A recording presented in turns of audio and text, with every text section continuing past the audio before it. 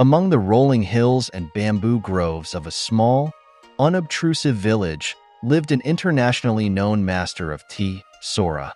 It was he whose tea ceremony, though for nothing ostentatious in appearance, revealed in its own plainness profundities that filled many hearts, sent many spirits across miles on the road for a seat and a cup in the presence of him who prepared them.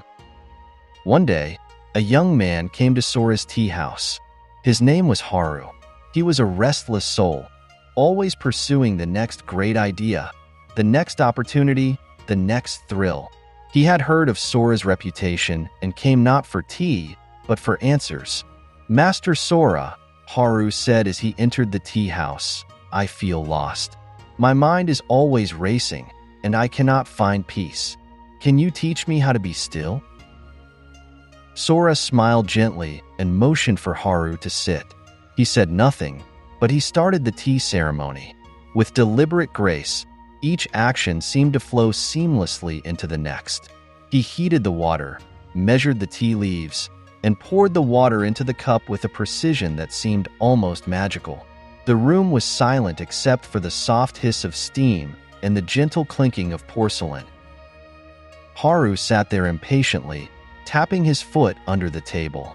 "Master," he blurted out, "what are you doing? This is just tea. How can this help me?" Sora paused and looked at Haru with kind eyes. "Tell me, Haru, what do you see?" Haru frowned. "I see you making tea. It's simple, ordinary. I don't understand why people make such a fuss about it." Sora nodded and continued the ceremony. He handed Haru the cup of tea and said, "Drink." Haru took the cup and sipped the tea. It was warm and fragrant, but he barely noticed.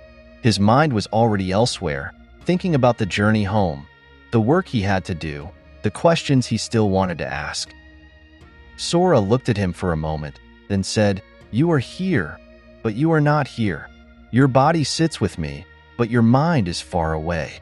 How can you find peace if you are never truly present?" Haru blinked, startled. "What do you mean?"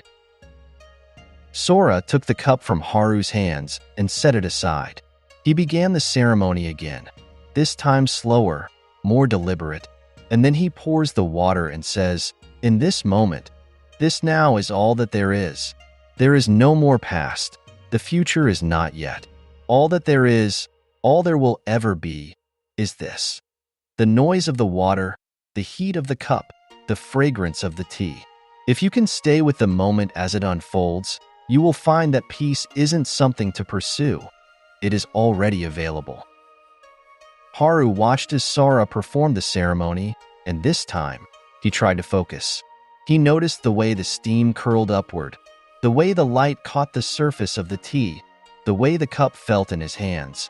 For the first time, he felt a flicker of something, calm, clarity, presence. Sora handed him the cup again. "Drink," he said. He took the cup, sipped slowly. This time, the taste was different. It was richer, deeper, as if the tea carried a part of the moment itself within it. A warmth spread through him from the tea itself, but perhaps more so from the act of being fully there. When the ceremony had passed, Haru bowed deeply before Sora. "Thank you, Master. I believe I see now. Peace is not something out there. It is something when we stop running and just are." Sora smiled. "Yes, Haru. Life is like this tea ceremony. Each moment is a gift, but we have to be there to receive it. When you learn to be here, fully and completely, you will see that peace was with you all along." That day, Haru walked out of the tea house a changed man. He no longer felt the urge to chase the next big thing. Instead, he carried the lesson Sora taught him by learning to cherish each moment that came his way.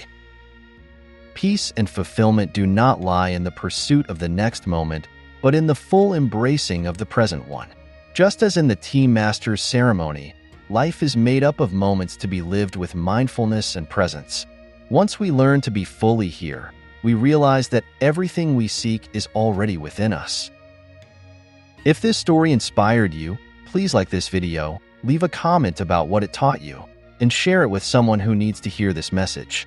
Don't forget to subscribe for more uplifting content and life-changing stories. Together, let's spread positivity,